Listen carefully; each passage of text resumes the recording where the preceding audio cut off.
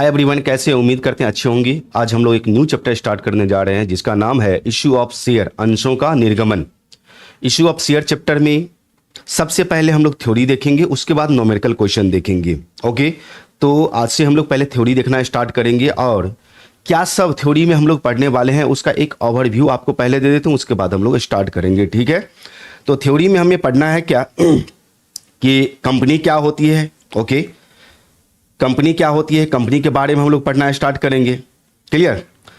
उसके बाद हम लोग कंपनी की विशेषता पढ़ेंगे, मीन्स फीचर पढ़ेंगे, कैरेक्टरिस्टिक पढ़ेंगे कि कंपनी की क्या क्या विशेषताएं हैं, वो हम लोग पढ़ेंगे। जो अक्सर एग्जाम में पूछा जाता है क्वेश्चन, वो क्वेश्चन सब हम लोग पहले देखेंगे। ठीक है, ओके, तो सबसे पहले हम लोग कंपनी देखेंगे, उसके बाद कंपनी की विशेषता क्या है वो देखेंगे, तो ये फीचर हो गया। उसके बाद कंपनी कितने प्रकार के होते हैं, टाइप्स ऑफ कंपनी। ओके, जैसे लायबिलिटी के बेसिस पर कौन कौन कंपनी होता है ना, लिमिटेड कंपनी, ये सब देखेंगे। मेंबर के बेसिस पर कौन कौन सा कंपनी होती है, यानी कि सारा का small company, large company, 1% company, private company, public company, ये सारा, holding company, subsidy company, foreign company, Indian company, listed company, unlisted company, ये सारा चीज़ हम लोग देखने वाले हैं। फिर प्राइवेट कंपनी और पब्लिक कंपनी में क्या डिफरेंस है ये देखेंगे हम लोग। मेमोरेंडम ऑफ एसोसिएशन देखेंगे, आर्टिकल्स ऑफ एसोसिएशन देखेंगे।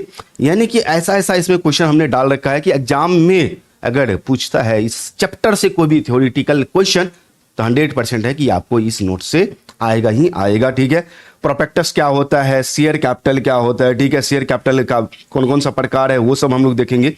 हिंदी और इंग्लिश दोनों मीडियम में है। ओके, प्रोस्पेक्टस, शेयर कैपिटल का कौन कौन सा प्रकार है वो सब हम लोग देखेंगे, है ना। अथोराइज कैपिटल, नॉमिनल कैपिटल या रजिस्टर्ड कैपिटल बोलते हैं। रिजर्व कैपिटल है, कैपिटल रिजर्व किसको बोलते हैं। ओके, उसके बाद रिजर्व कैपिटल में और कैपिटल रिजर्व में क्या डिफरेंस है ये देखेंगे हम लोग। शेयर क्या है, शेयर कितने प्रकार के होते हैं, वो preference share, equity share, preference share कितने प्रकार के होते हैं, ये सारा चीज हम लोग देखेंगे। उसके बाद आ जाओ इक्विटी शेयर और प्रीफरेंस शेयर में क्या डिफरेंस है ये देखेंगे। शेयर होल्डर किसको बोलते हैं, डिविडेंड क्या होता है, स्टॉक क्या होता है। ओके, शेयर और स्टॉक में क्या डिफरेंस है, शेयर और स्टॉक में क्या डिफरेंस है। प्रीलिमिनरी एक्सपेंसेज क्या है, प्रीलिमिनरी एक्सपेंसेज कैसे कैसे किसको किसको बोलते हैं वो हो गया आपका। आईओपी क्या होता है, इनिशियल पब्लिक ऑफर। उसके बाद पब्लिक सब्सक्रिप्शन ऑफ शेयर ये क्या होता है। प्राइवेट प्लेसमेंट हम लोग पढ़ेंगे। स्वेट इक्विटी शेयर पढ़ेंगे। एम्प्लॉयज स्टॉक ऑप्शन प्लान पढ़ेंगे, ESOP। Now issue of share issue करने के कौन कौन से टर्म्स है वो सब हम लोग देखेंगे। एक ओवरव्यू हम आपको बता रहे हैं कि ये सारा चीज देखेंगे हम लोग। उसके बाद इशू ऑफ शेयर मींस आप क्या समझते हैं, उससे रिलेटेड हम लोग जर्नल एंट्री देखेंगे कि जर्नल एंट्री कैसे कैसे किया जाएगा। ओके, इंस्टॉलमेंट में करता है या लमसम में करता है, तो ये इंस्टॉलमेंट का हो गया पूरा का पूरा जर्नल एंट्री। कैश बुक कैसे बनाया जाता है, किस सिचुएशन में कैश बुक बनाया जाता है वो सब हम लोग देखेंगे। कॉल्स इन एरियर क्या होता है वो देखेंगे। कॉल्स इन एडवांस भी हम लोग देखेंगे। कॉल्स इन एडवांस क्या होता है वो देखेंगे। उस पर इंटरेस्ट का रेट क्या होता है, उससे रिलेटेड जर्नल एंट्री क्या होता है, ये सारा चीज देखेंगे। कॉल्स इन एडवांस और कॉल्स इन एरियर में क्या डिफरेंस है वो हम लोग देखेंगे। नाउ उसके बाद आ जाओ अंडर सब्सक्रिप्शन किसको बोलेंगे, ओवर सब्सक्रिप्शन किसको बोला जाता है, और अंडर सब्सक्रिप्शन ओवर सब्सक्रिप्शन में क्या डिफरेंस है ये भी देखने का कोशिश करेंगे हम लोग। ओके, देखने का कोशिश क्या करेंगे, पूरा डिटेल में हम लोग पढ़ेंगे ही पढ़ेंगे, एक भी थ्योरी हम लोग छोड़ने वाले नहीं है। ओके, अगर पैसा के लिए नहीं, किसी सामान कोई एसेट्स खरीद लिया उसके लिए आप शेयर इश्यू करते हैं तो उस केस में क्या सब एंट्री होगा, तो वो देखेंगे। अदर कंसिडरेशन जिसको हम लोग बोलते हैं। नाउ उसके बाद आ जाओ फॉर फीचर ऑफ शेयर होगा। फॉर फीचर ऑफ शेयर से आप क्या समझते हैं, ये सारा चीज अपना, यानी कि टोटल क्वेश्चन अभी तक जो हमने डाला है VBI 34 तक दिया है। चलते हैं और हम लोग समझने का कोशिश करते हैं कि कंपनी क्या है, कंपनी किसको बोलते हैं। सबसे पहले उसके बारे में जानकारी हासिल करें, उसके बाद हम लोग देखेंगे। अब एक एक करके अपने आप को रिलैक्स करो और समझने का कोशिश करो। क्लियर? एकदम बिल्कुल नॉर्मल हो जाना है और समझना है। ओके, नाउ हम लोग सोल प्रोप्राइटरशिप जानते हैं। सोल प्रोप्राइटरशिप,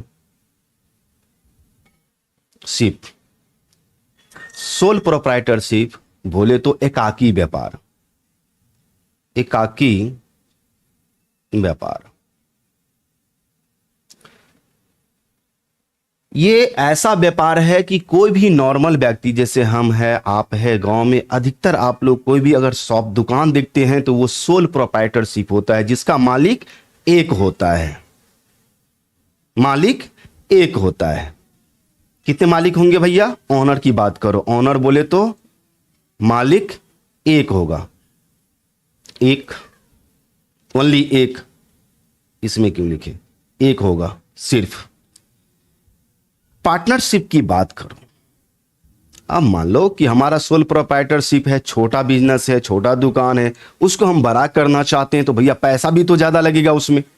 अगर अपने पास पैसा नहीं है तो चलो किसी के साथ हाथ मिला लिए, दोनों मिल करके हम लोग पार्टनरशिप बिजनेस कर रहे हैं, पार्टनरशिप में, उसको बोलते हैं पार्टनरशिप फर्म। और पार्टनरशिप फर्म में ओके जिसको साझेदारी व्यापार बोलते हैं हम लोग, साझेदारी व्यापार बोल दो या फर्म बोल दो, ठीक है। इसमें कम से कम 2 मालिक होते हैं, इसमें कम से कम 2 मालिक होते हैं। तो बिजनेस का साइज देखो, समय के अकॉर्डिंग इंसान क्या करता है? बढ़ाता है, घटाता नहीं है, बढ़ाता है। तो ये सोल प्रोप्राइटरशिप है, इस पर भी कोई कानून का मतलब हस्तक्षेप नहीं होता है, 9 के बराबर ही होता है। अब सोल प्रोप्राइटरशिप से थोड़ा सा बिजनेस पार्टनरशिप बड़ा हो गया, इसमें थोड़ा सा कानून का हस्तक्षेप होता है, इसीलिए पार्टनरशिप एक्ट 1932 इसके लिए बनाया गया, इसके लिए बनाया गया। फिर भी उतना हद तक लागू नहीं होता है। ओके, अगर मान लिया जाए कि हम अपने बिजनेस को सोल प्रोप्राइटरशिप से पार्टनरशिप में लाए, पार्टनरशिप से हम चाहते हैं कि अपने बिजनेस को लार्ज स्केल पर इंडिया लेवल पर करें, नेशनल इंटरनेशनल लेवल पर करें, तो उसके लिए भैया आपको खोलना पड़ेगा कंपनी। क्या खोलना पड़ेगा? कंपनी। अच्छा, कंपनी का हिंदी किसी को पता है? नहीं पता होगा शायद। इसको बोलते हैं प्रमंडल। क्या बोलते हैं? प्रमंडल। इसमें व्यक्तियों की जो संख्या होती है, व्यक्तियों की जो संख्या होती है न्यूनतम, कम से कम की बात करो तो कंपनी तो प्राइवेट कंपनी और पब्लिक कंपनी, प्राइवेट कंपनी की बात करो, पीवीटी प्राइवेट लिमिटेड की बात करो तो यहां पर कम से कम 2 मिनिमम, MIN दे दिए, मिनिमम। लेकिन जब हम पब्लिक कंपनी की बात करते हैं, किसकी बात करते हैं? पब्लिक कंपनी की बात करते हैं, लिमिटेड की बात करते हैं। लिमिटेड मींस पब्लिक कंपनी होती है, इसमें मिनिमम 7 कम से कम होना ही चाहिए, मिनिमम। ओके, इसमें मैक्सिमम जो होता है वो 200 तक होता है। तो यहां पर ऑल अबाउट हम आपको ये मेंबर हमने बता रहे हैं अभी, ठीक है। आप ऐसे समझो, यहां पर ये चीज आप ऐसे समझो कि यहां पर अनलिमिटेड है, ऐसे ही समझो, कुछ भी हो सकता है। 1 पर्सन कंपनी भी आ गया, इसमें भी एक मालिक होता है, कंपनी तो हो गया लेकिन 1 पर्सन कंपनी, OPC। तो यहां पर जब हम अपने बिजनेस के स्केल को बड़ा करते हैं तो हमें कंपनी में जाना पड़ता है, और कंपनी फुली कंट्रोल होता है लॉ के थ्रू, एक्ट के थ्रू, अधिनियम के अंदर आ जाता है। और इसके लिए जो अधिनियम बनाया गया है वह कंपनीज एक्ट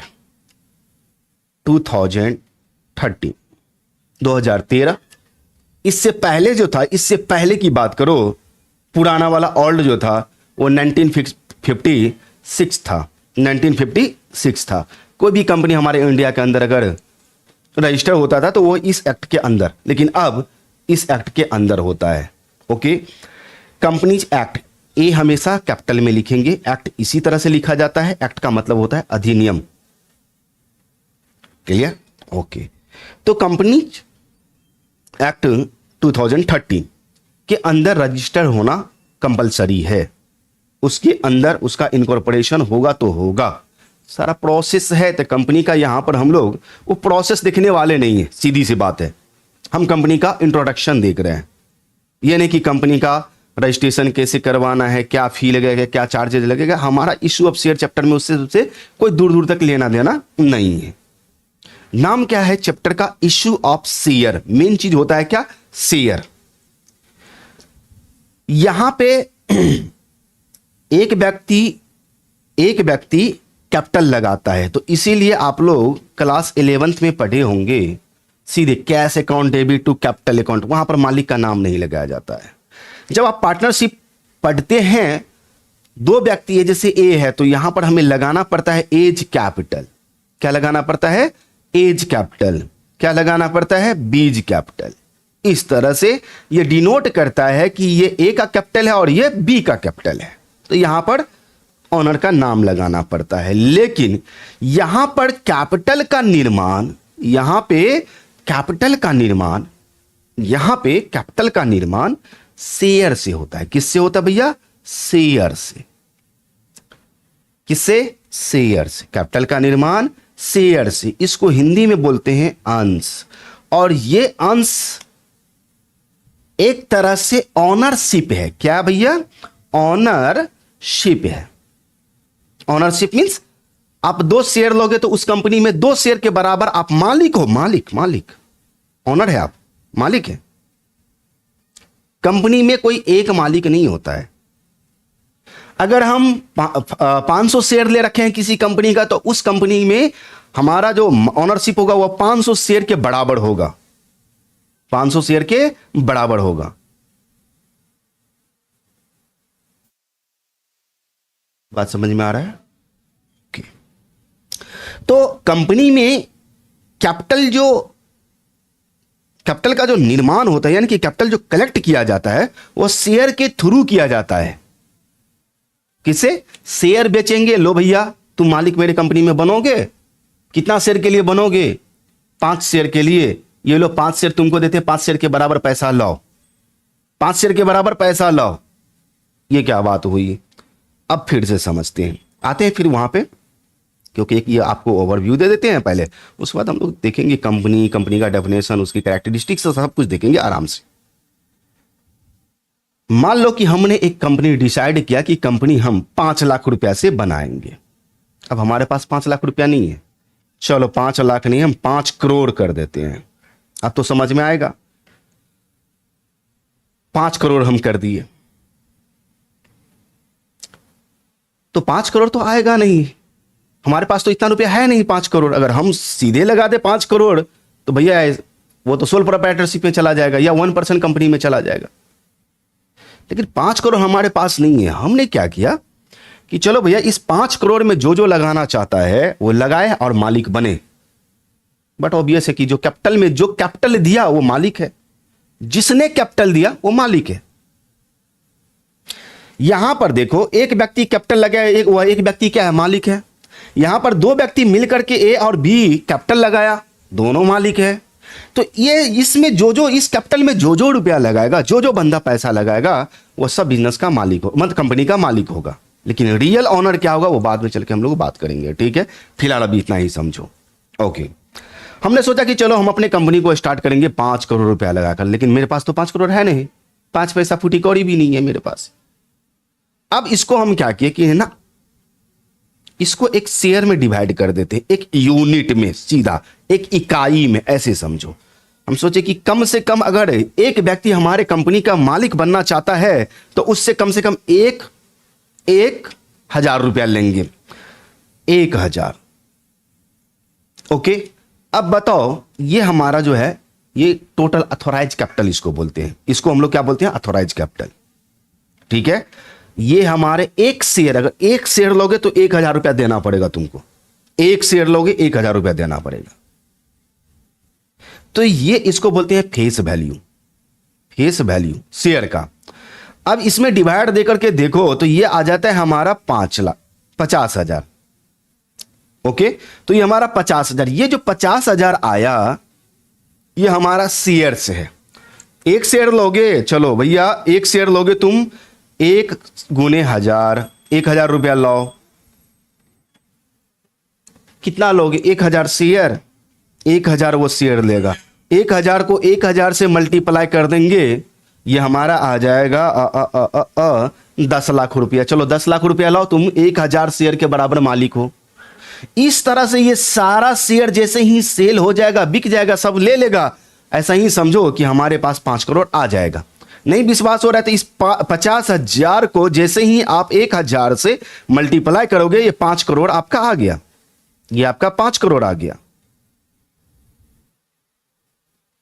तो कंपनी में जो शेयर कैपिटल का निर्माण होता है वो शेयर से होता है, इसीलिए यहां पे कैपिटल हम सीधे नहीं बोलते हैं। क्या बोलते हैं?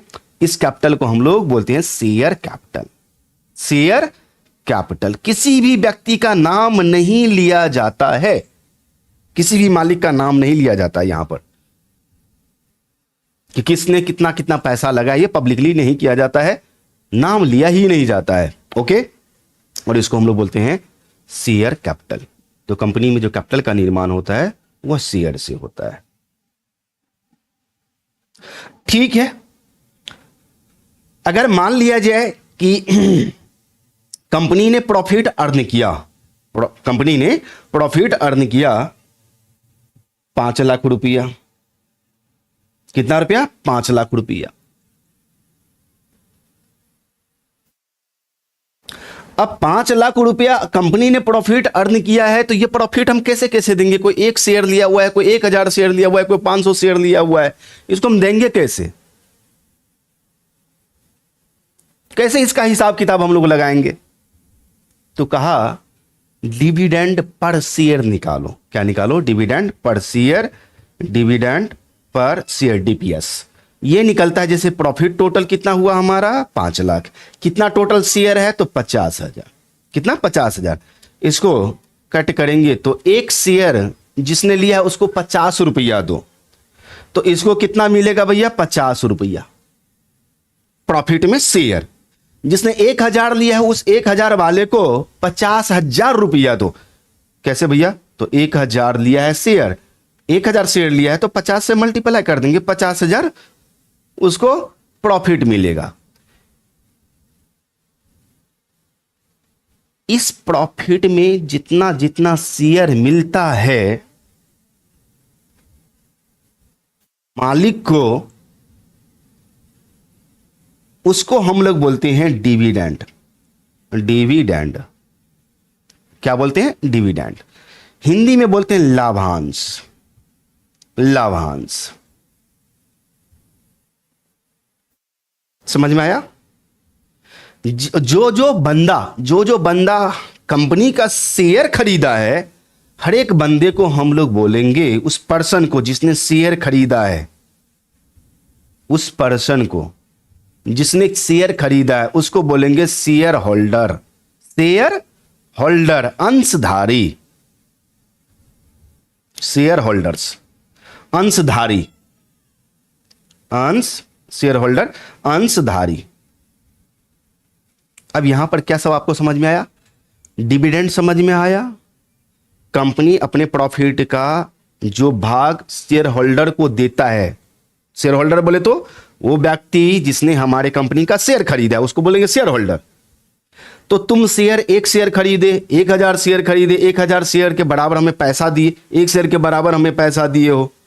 अब कंपनी प्रॉफिट अर्न किया है तो उस प्रॉफिट में तुमको एक शेयर के बराबर प्रॉफिट दिया, उस प्रॉफिट को क्या बोलेंगे? डिविडेंड।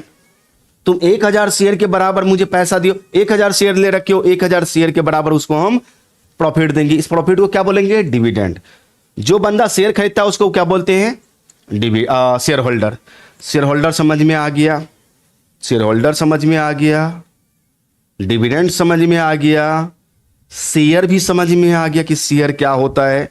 यानी कि कंपनी का जो टोटल कैपिटल हमने आप डिसाइड किया कि चलो 5 करोड़ रुपया लगाएंगे, तो वो कितने यूनिट में डिवाइड है। ठीक है, तो एक शेयर का दाम रखा जाएगा, उस प्राइस से डिवाइड देंगे तो हमारा 50,000 शेयर निकल गया। शेयर, अब उस शेयर को हम लोग क्या करेंगे? पब्लिक के बीच इशू करेंगे, बेचेंगे। लो भैया जिसको जिसको लेना है। कैसे?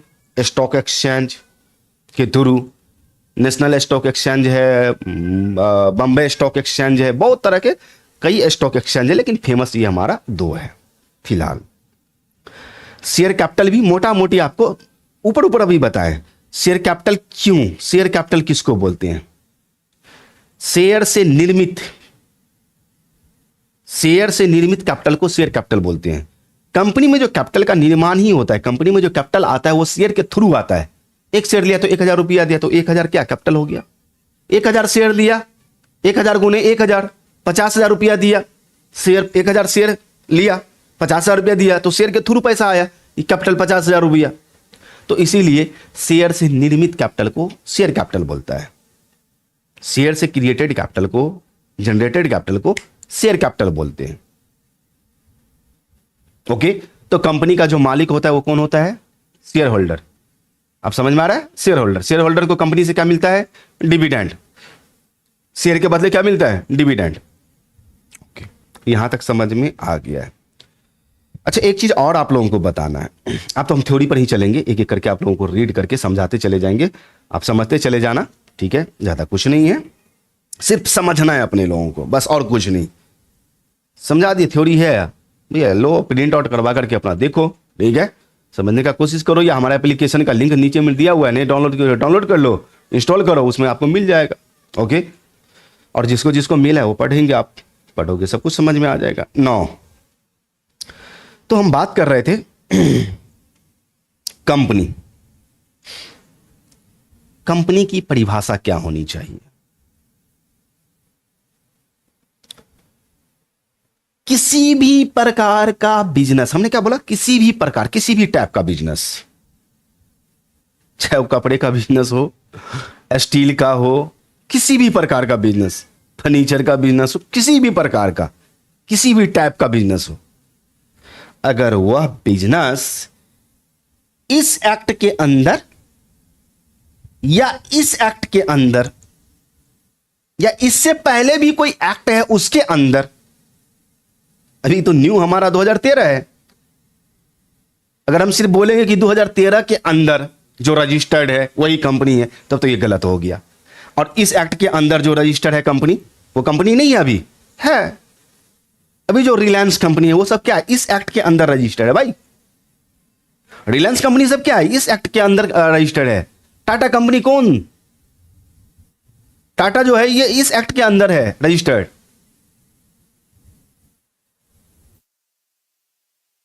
तो क्या वो कंपनी नहीं है? तो किसी भी प्रकार का, किसी भी टाइप का बिजनेस इस एक्ट 2013 के अंदर या उससे पहले के किसी भी एक्ट के अंदर, उससे पहले किसी भी एक्ट के अंदर रजिस्टर्ड एंड इनकॉर्पोरेटेड है, तो उसे कंपनी बोलेंगे। बस हो गया, रजिस्टर्ड हो गया या इनकॉर्पोरेटेड हो गया, वो कंपनी है, वो कंपनी है। अब ये एक्ट कहता है कि देख, तू अपना बिजनेस मेरे एक्ट के अकॉर्डिंग चलेगा, तुम्हारा बिजनेस का ठीक है चलेगा। तुम कौन हो उससे मुझे बहस नहीं है, अब हमें तुम्हारे बिजनेस से लेना देना है। तुम अभी मालिक हो, कुछ दिन बाद चेंज हो जाओगे, कोई और मालिक बन जाएगा। अच्छा सर, बिल्कुल बिल्कुल कंपनी में ऐसा होता है। सर कैसे होता है ये तो बता दीजिए। जिस तरह से हमारा इलेक्शन होता है, नेता लीडर बदलता है, उसी तरह से शेयर होल्डर का वोटिंग होता है। वोटिंग के अकॉर्डिंग बोर्ड ऑफ डायरेक्टर का सिलेक्शन होता है, वो मालिक बन जाता है रियल, वही चलाता है। मालिक तो शेयर होल्डर ही है, लेकिन एक उसमें उस सारे मालिक मिलकर के एक बोर्ड ऑफ डायरेक्टर का सिलेक्शन कर लिया। बात समझ में आ रहा है? ओके। अब कहा कि देखो भैया, तुमने अपना बिजनेस मेरे एक्ट के अंदर रजिस्टर्ड कर लिया हो, तो मुझे तुमसे कोई लेना देना नहीं है। तुम्हारा बिजनेस जो है, तुम्हारा बिजनेस जो अब कंपनी का रूप ले रखा है, अब वो मेरे नजर में, ध्यान से सुनो, अब वो मेरे नजर में एक व्यक्ति है। इस संसार में दो तरह के व्यक्ति होते हैं जनरली, दो तरह के व्यक्ति है इस संसार में, इस धरती पे। सर वो कौन? एक होता है नेचुरल बॉर्न पर्सन, हम और आप, और एक होता है आर्टिफिशियल पर्सन। आर्टिफिशियल पर्सन ये किसी मां के गर्भ से पैदा तो नहीं लेता है। जैसे हम लोग मां के गर्भ से पैदा लिए, नेचुरल बॉर्न पर्सन हुए, लेकिन ये किसी मां के गर्भ से पैदा नहीं लेता है, लेकिन इसको पैदा करने वाला ये हमारा कानून है। इसका मां बाप कौन? Companies act 2013। चलेगा कैसे? जो मां बाप कहेगा वैसे चलेगा। जो मां बाप कहेगा वैसे चलेगा। रहेगा कैसे? जैसे मां बाप बोलेगा वैसे रहेगा। बदमाशी करेगा तो क्या होगा? मां बाप कहेगा बंद हो जा अब तू। तो इसको पैदा करने वाला भी लॉ है, इसको पैदा करने वाला भी लॉ है, और इसको मारने वाला भी लॉ है।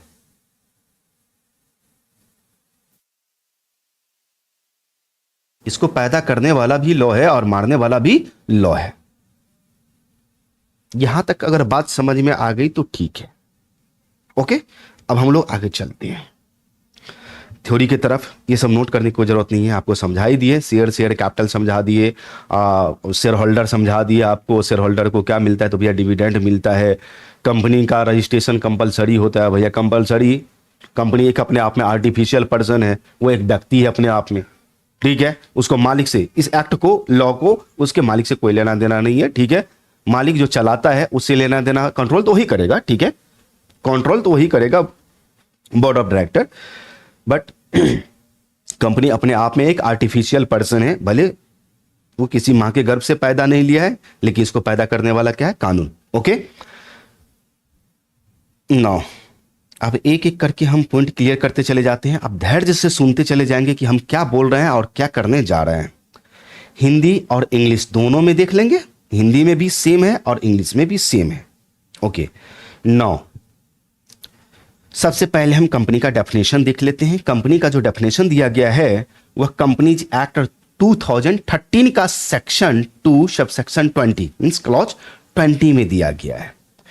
एक कंपनी मींस, एक कंपनी का आज से एक कंपनी इनकॉर्पोरेटेड, इनकॉर्पोरेटेड का मतलब बनाया गया है, ठीक है। इनकॉर्पोरेटेड और रजिस्टर्ड, जिसका registration under the companies act 2013, इस एक्ट के अंदर हुआ है। कंपनी का इनकॉर्पोरेशन, समामेलन मतलब निर्माण या रजिस्ट्रेशन इस एक्ट के अंदर हुआ है, या और अंडर एनी अर्लियर, पिछले या पिछले किसी अन्य अधिनियम के अंदर, अर्लियर कंपनीज एक्ट, जैसे 1956 बताए। एक डेफिनेशन आता है अकॉर्डिंग टू प्रोफेसर हेने, एक company is an artificial person. अब इसमें किसी को डाउट नहीं होना चाहिए कि आर्टिफिशियल पर्सन किसको बोलते हैं। ओके, आर्टिफिशियल पर्सन कृत्रिम व्यक्ति है, created by law, created by law, निर्माण किसके थ्रू हुआ है? कानून के through, created by law, having a separate entity. Separate entity का मतलब मालिक अपने जगह पर है और कंपनी अपने जगह पर है। अगर कल को कंपनी कोई भी बैंक में अकाउंट खोलेगा तो मालिक के नाम से नहीं, मालिक के नाम से नहीं, कंपनी अपने नाम से।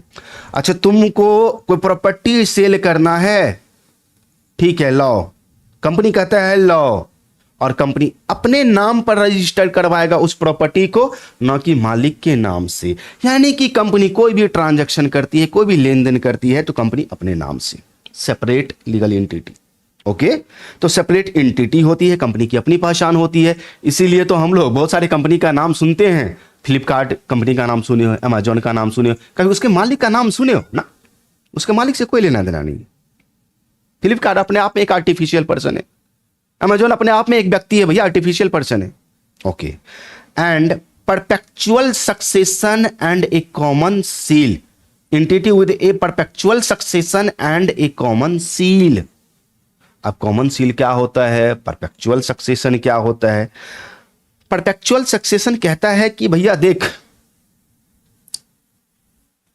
कंपनी कहता है कि देख, जितना शेयर होल्डर है ना मेरा, तू सब मेरे को पैसा दिया, हाँ तो दिए, तू मर जा, पागल हो जा, दिवालिया हो जा, उसे मेरे को कोई फर्क नहीं पड़ रहा है। मरेगा तो शेयर मेरे नाम बेच देगा, मतलब वापस अपना पैसा लेगा, जाएगा, वो शेयर हम किसी और को दे देंगे। मतलब शॉर्ट में आपको समझाते हैं। परपेचुअल सक्सेशन कहता है कि कंपनी में आदमी आएगा, पर्सन आएगा जाएगा, आना जाना लगा रहेगा, लेकिन अब कंपनी अपने नाम से अपने जगह पे, ठीक है, चलता रहेगा, चलता कंटिन्यू रहेगा। कॉमन सील है। कॉमन सील का मतलब क्या? कंपनी तो आर्टिफिशियल पर्सन है, बनावटी व्यक्ति है कानून के नजर में, तो वो तो साइन करेगा नहीं कि हाँ चलो भैया हम साइन कर देते हैं, तो सिग्नेचर करेगा नहीं। तो ऐसे में क्या होगा? तो कहा देख, एक कॉमन सील बना, सार्व मुद्रा, जिस पे तुम्हारा मोहर लग गया, समझ लेंगे कि ये अक्सर हम लोग किसी भी बैंक में भी जाते हैं तो मुहर लगवाते हैं, कॉमन सील उसको बोलते हैं। समझ लेंगे कि ये तुम्हारे कंपनी का सिग्नेचर हुआ है, क्योंकि आर्टिफिशियल पर्सन है, सिग्नेचर तो करेगा नहीं। हाँ, बोर्ड ऑफ डायरेक्टर तो सिग्नेचर करेगा, लेकिन वहां पर कॉमन सील भी लगना चाहिए। तो देखते हो कई व्यक्ति को, बहुत सारे पेपर आप लोग देखेंगे, किसी न किसी ऑफिस में सिग्नेचर कर दिया, मुहर मार दिया, कॉमन सील। नाउ यहां तक समझ में आ गया? हिंदी वाले हिंदी में भैया पढ़ लेना आप लोग, ठीक है। भारतीय कंपनी अधिनियम 2013 की धारा 2 क्लॉज 20 के अनुसार कंपनी का आज से इस अधिनियम के अधीन समामेलित या पूर्ववर्ती किसी कंपनी के अधिनियम के अंतर्गत समामेलित कंपनी से है। समामेलित मीन्स रजिस्टर्ड या इनकॉर्पोरेटेड से है। लॉर्ड न्यायाधीश हैने के अनुसार एक कंपनी विधान द्वारा, विधान बोले तो कानून द्वारा निर्मित एक कृत्रिम व्यक्ति है, जिसका पृथक अस्तित्व, पृथक मतलब मालिक अपने जगह, बिजनेस अपने जगह, कंपनी अपने जगह पर, अस्थायी उत्तराधिकारी है, लोग आएंगे जाएंगे लेकिन कंपनी अपने आप में स्थिर रहेगा, और सार्व मुद्रा होती है। ओके, अब हम लोग बात करते हैं किसकी? फीचर्स की। फटाफट इसको क्लियर करें। Briefly explain the features of company. पहला यहां पर कहता है एक company has certain special features, जितना मेरे को देना चाहिए उतना हम आपको दे दिए, ठीक है। Which distinguish it from the other form of organisation, जो किसी अन्य बिजनेस से इसको अलग करता है। These are as follows. Voluntary association. Voluntary association means स्वैच्छिक संगठन है ये। यहां जो कंपनी में जो भी व्यक्ति आता है अपने स्वेच्छा से आता है। पर्सन हु आर विलिंग, जो इच्छा रखता है to form a company, can together, दूसरे के साथ मिल करके, voluntary for carrying on a business. वो वॉलंटरी आता है, स्वैच्छिक से आता है, यानी कि हम तुम्हारे कनपट्टी पे गन तान देंगे, बोलेंगे चलो मेरे साथ कंपनी में पैसा लगाओ और कंपनी स्टार्ट करो। ऐसा नहीं होता है, स्वेच्छा से इंसान आते हैं इसमें, ठीक है, अपना पैसा लगाते हैं। Therefore it is a regarded as a voluntary association of person. व्यक्तियों का क्या है? एक स्वैच्छिक संघ होता है, संगठन है। क्लियर? यही चीज यहां पर देखो, स्वैच्छिक संगठन में वॉलंटरी एसोसिएशन, कंपनी बनाने के लिए इच्छुक व्यक्ति एक साथ स्वेच्छा से संगठित होते हैं, इसीलिए इसे व्यक्तियों के एक स्वैच्छिक संगठन के रूप में जाना जाता है। क्लियर? सेपरेट लीगल एंटिटी, मालिक अपने जगह पर है, कंपनी अपने जगह पर है। चलो यही रीड कर देते हैं। कंपनी की एक अलग कानूनी इकाई होती है कि कंपनी कानून के द्वारा बनने वाला एक आर्टिफिशियल पर्सन होता है, जो कंपनी को अपने सदस्यों से अलग करती है। कंपनी अपने जगह पर है, उसका मालिक अपने जगह पर, उसका मेंबर अलग जगह पर है, ठीक है, अपने जगह पर है। यह किसी भी प्रकार की संपत्ति को अपने नाम से क्रय करती है। कोई भी एसेट्स क्रय करेगा, बैंक में अकाउंट खोलेगा अपने नाम से, ठीक है, करती है। यह अपने नाम से अनुबंध, कोई भी कॉन्ट्रैक्ट करेगा, एग्रीमेंट करेगा कंपनी किसी दूसरे कंपनी के साथ, तो अपने नाम से एग्रीमेंट करता है। और यहां तक कि एक बैंक खाता भी अपने नाम से खोलता है, ठीक है। या दूसरों पर मुकदमा, यानी कि मान लो कि कंपनी किसी दूसरे कंपनी पर मुकदमा करेगा तो कंपनी अपने नाम से मुकदमा करेगा। अगर कोई व्यक्ति इस कंपनी पर मुकदमा करेगा तो मालिक पर नहीं, कंपनी पर मुकदमा करेगा। तो यही सारा चीज मुकदमा इस पर किया जा सकता है। ओके, तो ये सेपरेट लीगल एंटिटी होता है। ओके, नाउ लिमिटेड लायबिलिटी का मतलब क्या होता है? कंपनी के सदस्यों का दायित्व बोले तो लिमिटेड लायबिलिटी, ठीक है, उनके द्वारा रखे गए अंशों की राशि तक या बकाया भुगतान तक सीमित होगी। मान लो कि हमने एक शेयर, अभी आपको बताया कि एक शेयर का दाम कितना है 1000, एक शेयर हम लिए 800 रुपया दे दिए हैं, एक शेयर लिए 800 रुपया दे दिए तो बकाया कितना रह गया 200, तो हमारा लायबिलिटी कहां तक रहेगा 200 रुपया तक। कल को कंपनी अगर बंद होता है तो कंपनी हमसे जबरदस्ती लेगा 200 रुपया, 200 रुपया लेगा, वो पहले 200 रुपया लेगा, तब कंपनी बंद होगा, एसेट्स बेच करके हो सकता है तो हमें 1000 रुपया वापस कर दे। लेकिन हम इस भरम में रहेंगे कि ना हम 200 नहीं देंगे, कंपनी अपना संपत्ति बेच करके हमें 800 रुपया और दे, तो भैया कभी नहीं, ऐसा पॉसिबल नहीं है। आपको पहले फुली पेड अप करना पड़ेगा, पूरा पेमेंट कर दो, कंपनी बंद हो रहा है, जितना एसेट्स बेच करके जितना होगा सबको दिया जाएगा ना। आगे चलते हैं। सीमित होती है कहां तक, बकाया राशि तक, बकाया भुगतान तक सीमित होती है। गारंटी के आधार पर सीमित कंपनियों के मामले में अपने सदस्यों की देयता कंपनी को हानि होने की स्थिति में दी गई गारंटी की सीमा तक सीमित होती है। एक मेमोरेंडम ऑफ एसोसिएशन होती है, जिस टाइम कंपनी जो रजिस्टर्ड होती है ना, तो उस समय एक मेमोरेंडम ऑफ पार्षद अधिनियम बनाया जाता है, एक मेमोरेंडम ऑफ एसोसिएशन बनाया जाता है। उसमें हर एक शेयर होल्डर का एक लायबिलिटी फिक्स किया जाता है कि कल होकर के हमारा कंपनी लॉस में जाएगा, बंद होगा, तो हर एक शेयर होल्डर को इतना इतना रुपया लायबिलिटी के रूप में पे करना पड़ेगा। ठीक है, तो वो कहता है 9 परपेचुअल सक्सेशन। हमने आपको बताया कि लोग आएंगे जाएंगे, कंपनी अपने नाम से उसी स्थान पर चलता रहेगा। ठीक है, तो ये होता है परपेचुअल सक्सेशन, इसको पढ़ लेंगे आपको समझ में आ जाएगा। ठीक है, उसके कंपनी को कोई भी प्रभावित नहीं करता है। 9 कॉमन सील के बारे में बता दिए, आर्टिफिशियल पर्सन है, सिग्नेचर कर नहीं सकता है, इसलिए कॉमन सील रखता है। ट्रांसफरेबिलिटी ऑफ शेयर, अच्छा ठीक है, इसके बारे में हम आपको बता देते हैं। कंपनी जनरली आप दिमाग में अभी लेकर चलो, प्राइवेट कंपनी और पब्लिक कंपनी, ये दो ही कंपनी होती है। प्राइवेट कंपनी और पब्लिक कंपनी दो ही कंपनी होती है, दैट्स इट। ये दो कंपनी आप दिमाग में रखो। प्राइवेट कंपनी अपने जानकार तक ही अपना शेयर देता है और उसी से कैपिटल लेता है। लेकिन पब्लिक कंपनी में क्या होता है कि पब्लिक को शेयर देता है और कोई भी पब्लिक पैसा उसमें इन्वेस्ट कर सकता है। ये जो पब्लिक कंपनी होती है वो जो अपना शेयर बेचती है वह स्टॉक एक्सचेंज के थ्रू बेचती है। आज हम शेयर खरीद लिए हैं, हम चाहते हैं कि अपना शेयर हम अपने परिवार के किसी सदस्य को ट्रांसफर कर दे, तो पब्लिक कंपनी में यह पॉसिबल है, लेकिन प्राइवेट कंपनी में पॉसिबल है, लेकिन उसका एक प्रोसेस होता है। प्राइवेट कंपनी में पॉसिबल तो है, लेकिन उसका एक प्रोसेस है। तो इसे समझो कि प्राइवेट कंपनी में यह नहीं होता है। एक सार्वजनिक कंपनी बोले तो पब्लिक कंपनी का अंश शेयर स्वतंत्र रूप से हस्तांतरणीय होता है, यानी कि ट्रांसफरेबल होता है। आज हम खरीद लिए, हम अपना शेयर किसी दूसरे को बेच देंगे, वो किसी तीसरे को बेच देगा, ट्रांसफरेबल है। ठीक है ना, कि बिक्री योग्य है।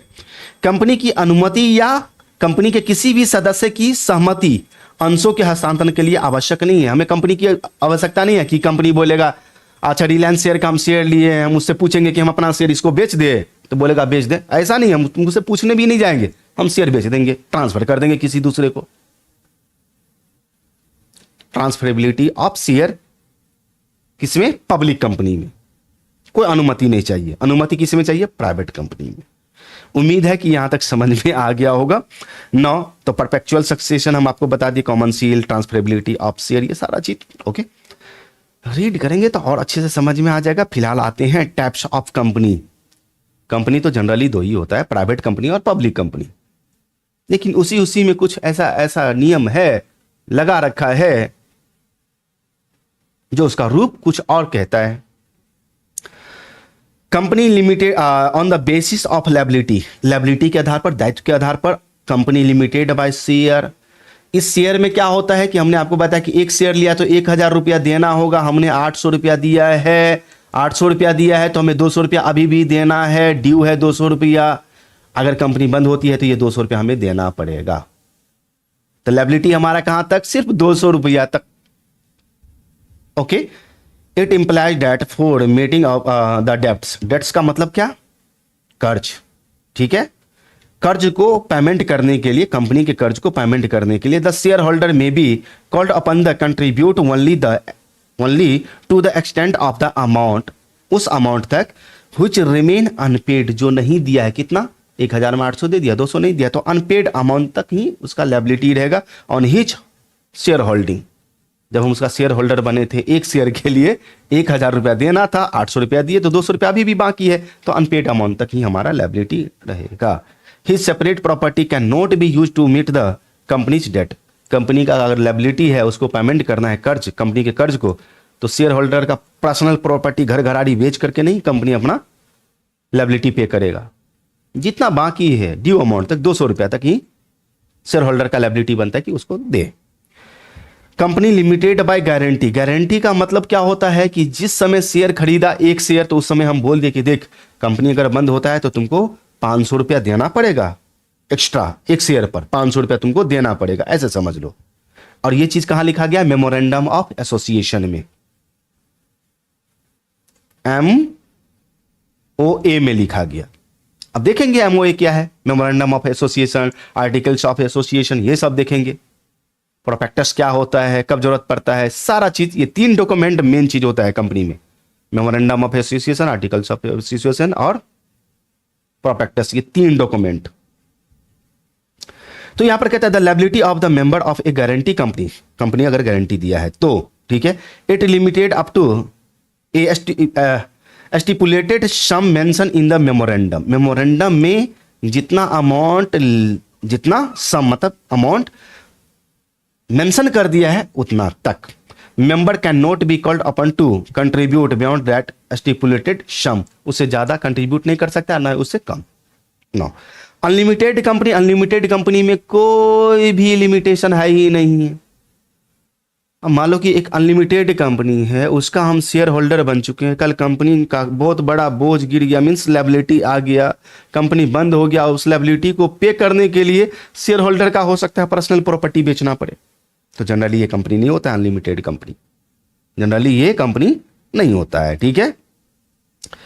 On the basis of member, ये है हमारा मेन कंपनी, ये फिलहाल ही हमारा 2013 में लॉन्च किया गया है, 1 पर्सन कंपनी, OPC जिसको हम लोग बोलते हैं, ओके। एक है हमारा प्राइवेट कंपनी, तो ये प्राइवेट कंपनी का ही ये पार्ट है, 1 person company.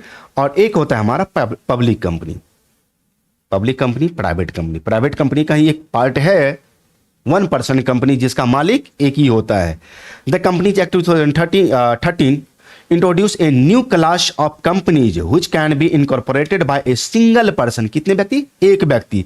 Section 2 subsection 62 of the companies act 2013 defines 1 person company OPC as a company which has only 1 person as a member, उसका एक ही व्यक्ति मेंबर होता है, एक ही मालिक होता है।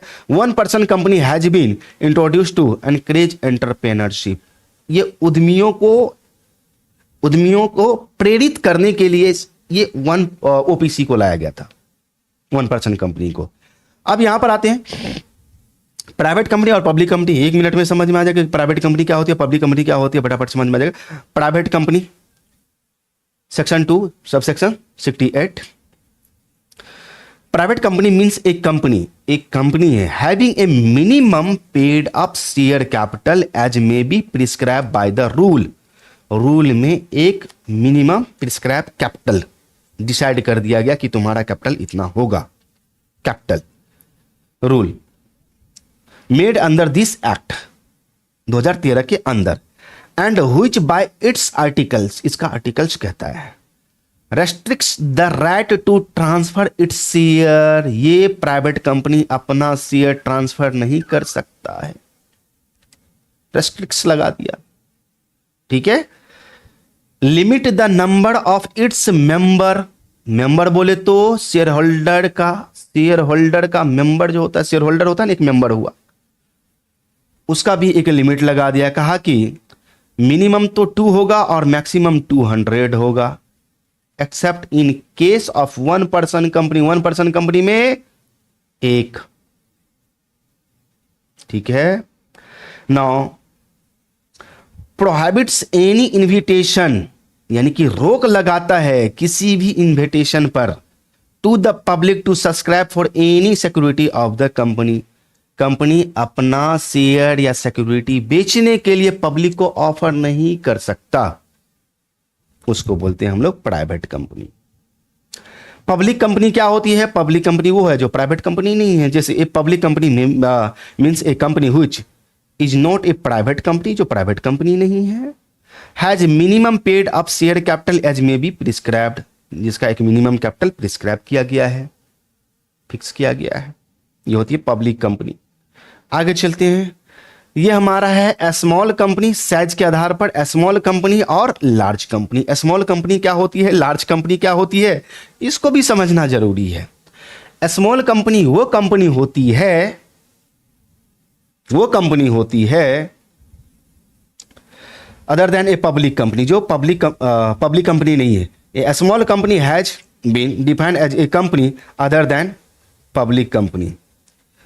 कहा इसमें paid up capital, paid up share capital इसका 50 लाख से अधिक ना हो, 50 लाख से अधिक ना हो। पेड अप कैपिटल एक्चुअल में हमारे पास पैसा आया, जेबी में जो पैसा है वो एक्चुअल में पेड अप कैपिटल है। और हम जो मेमोरेंडम ऑफ एसोसिएशन में लिख दिए हैं 2 करोड़ रुपया, वो सपना है। 2 करोड़ रुपया हमें शेयर बेच बेच करके पुराना पड़ेगा, पॉकेट में लाना पड़ेगा। तो यहां पर क्या है, पेड अप कैपिटल मतलब हमारे पॉकेट में आ चुका है, शेयर होल्डर हमें दे चुका है। वो 50 लाख से ज्यादा नहीं होना चाहिए। और such higher amount as may be prescribe which shall not be more than 5 crore. या मेमोरेंडम ऑफ एसोसिएशन में 5 करोड़ डिफाइन किया हुआ है कि इसका ऑथोराइज कैपिटल 5 लाख से 5 करोड़ से ज्यादा नहीं है, तो वह स्मॉल कंपनी है। दूसरा, टर्न ओवर मीन्स इसका बिक्रे, सेल्स जिसको बोलते हैं बिक्रे, which as per its last profit and loss account, पिछले साल के पीएल अकाउंट के आधार पर इसका sale does not exceed 2 crore, इसका 2 करोड़ से ज्यादा नहीं होना चाहिए। या मेमोरेंडम ऑफ एसोसिएशन में इसका सेल्स फिक्स कर दिया गया है कि वह 20 करोड़ से ज्यादा नहीं होना चाहिए। ये होती है स्मॉल कंपनी। और लार्ज कंपनी, बड़ी कंपनी क्या होती है, स्मॉल मतलब छोटा, लार्ज मीन्स बड़ा। बड़ी कंपनी क्या होती है, बड़ी कंपनी वो कंपनी है जो हमारा स्मॉल कंपनी नहीं है, स्मॉल कंपनी नहीं है। On the basis of control, control के आधार पर एक होती है होल्डिंग कंपनी, एक होती है subsidiary company. Holding company means my बाप और सब्सिडियरी कंपनी मीन्स उसका बच्चा। होल्डिंग कंपनी मीन्स वो व्यक्ति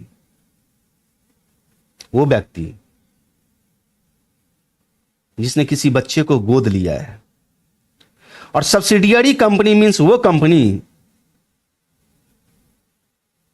जो एक अनाथालय है जहां से बच्चे को गोद लिया जाता है। बस ऐसे समझ लो, सिंपल वे में, माँ बाप और उसके अंदर एक बच्चा। होल्डिंग कंपनी मीन्स जो होल्ड करके रखा हुआ है, पकड़ के रखा हुआ है, मीन्स जिसके अंदर है सब्सिडियरी कंपनी।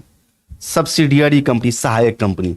ए सब्सिडियरी कंपनी एक company in which the holding company उसमें क्या करता है, कंट्रोल करता है composition of board of director subsidiary company का भी होगा। Board of director he subsidiary company को चलाता होगा। अगर बोर्ड ऑफ डायरेक्टर को ही हम कंट्रोल कर रहे हैं, हम हो गए होल्डिंग कंपनी। और जिसके बोर्ड ऑफ डायरेक्टर को कंट्रोल कर रहे हैं वो सब्सिडियरी कंपनी। तो कंपनी मेरे अकॉर्डिंग चलेगा, बिल्कुल। अरे जब हम बोर्ड ऑफ डायरेक्टर को ही कंट्रोल कर रहे हैं तो चलेगा किसके अकॉर्डिंग, मेरे according.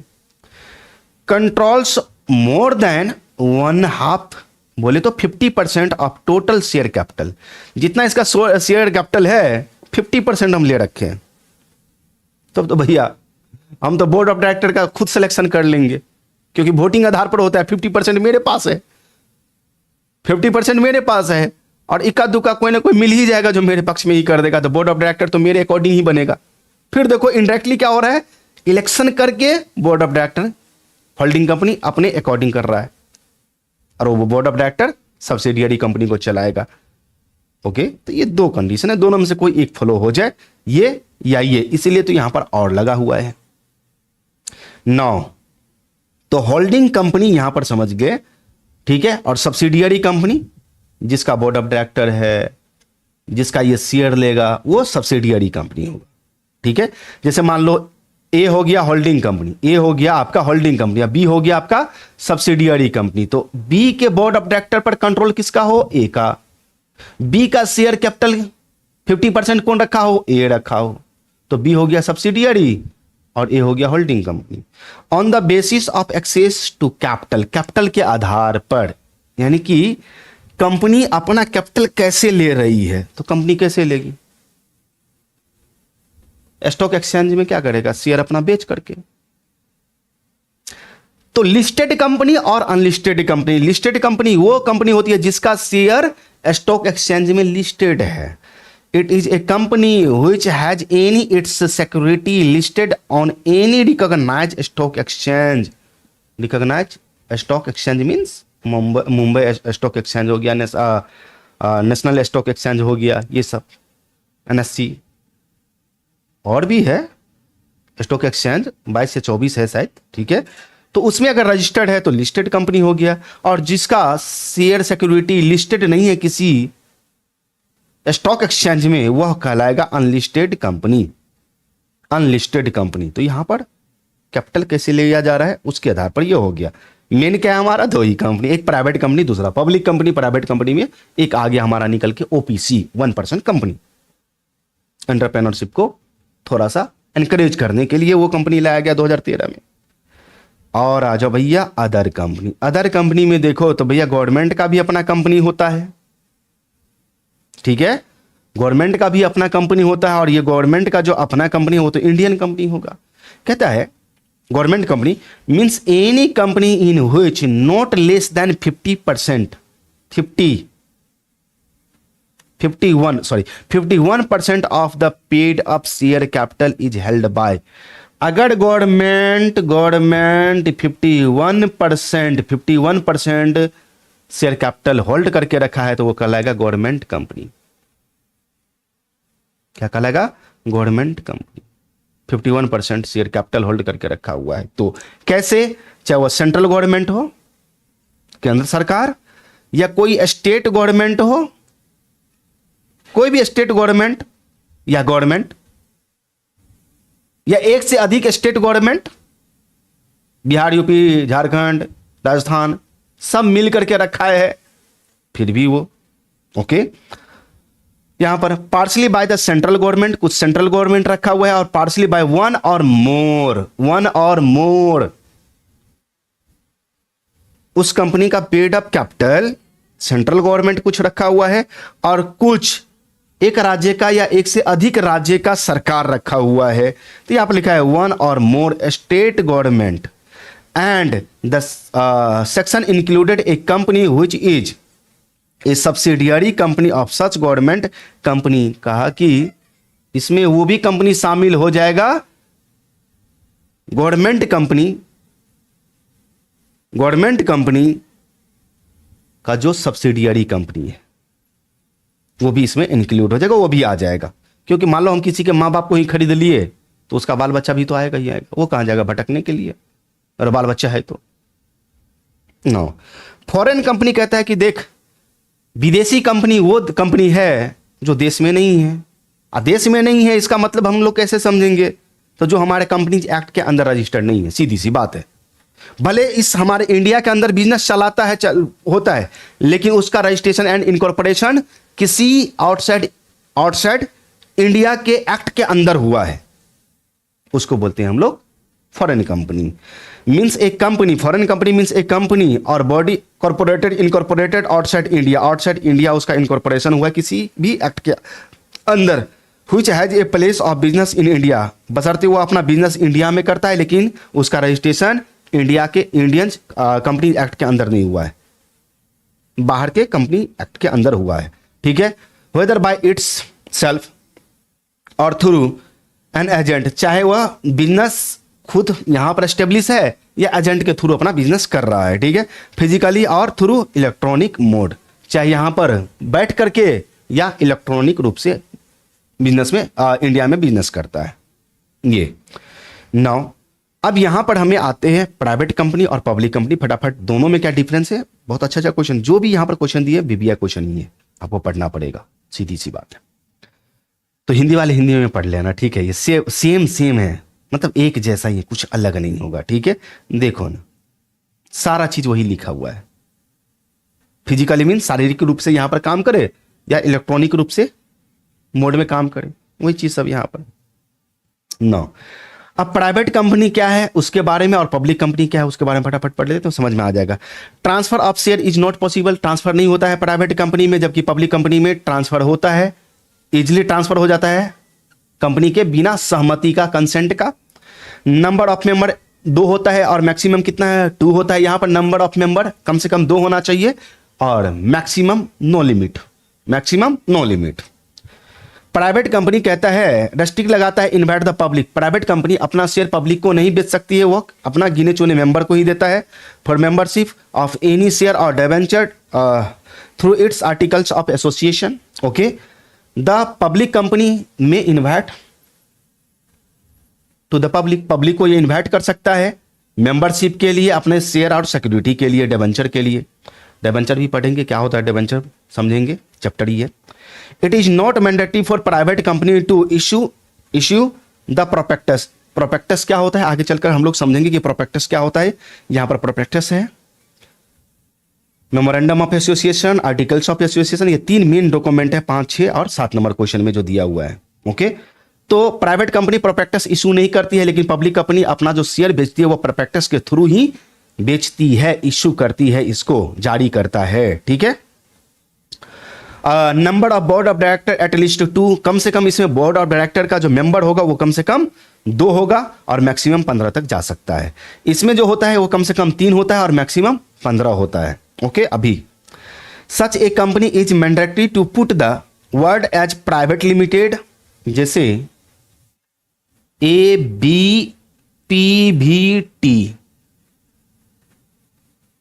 ABPVT means AB private limited, ये प्राइवेट कंपनी हो गया, यानी कि प्राइवेट लिमिटेड लगाना, अपने नाम के आगे प्राइवेट लिमिटेड लगाना कंपलसरी है प्राइवेट कंपनी को, ठीक है। लेकिन पब्लिक कंपनी को सिर्फ लिमिटेड लगाना है, LTD। The public company only has to place the limited word at the end of its name, अपने नाम के अंत में LTD लगाना मीन्स लिमिटेड, ठीक है। अगर अपने नाम के आगे PVT लगाता है तो private limited, public private company हो जाती है, LTD बोले तो लिमिटेड पब्लिक कंपनी हो जाती है। It is not necessary to call statutory assembly, इसको स्टैट्यूटरी असेंबली बुलाना कंपलसरी नहीं है, लेकिन भैया इसको तो लीगल रूप से एक्वायर्ड है, ठीक है, कि कॉल कीजिए आप, वैधानिक असेंबली करो आप, ठीक है, मीटिंग करो with in 6 month of incorporation, incorporation होने के जस्ट 6 मंथ के अंदर आप अपना एक समामेलन बुला लो, एक मीटिंग बुला लो, ठीक है। तो वैधानिक सभा बुलाना आवश्यक नहीं होता है, इसमें 6 माह के अंदर, ठीक है, 6 माह के अंदर कानूनी रूप से समामेलन के मतलब कंपनी रजिस्टर हो गया, इनकॉर्पोरेट हो गया, 6 महीना के अंदर आपको एक समामेलन मीटिंग करना कंपलसरी है आपको।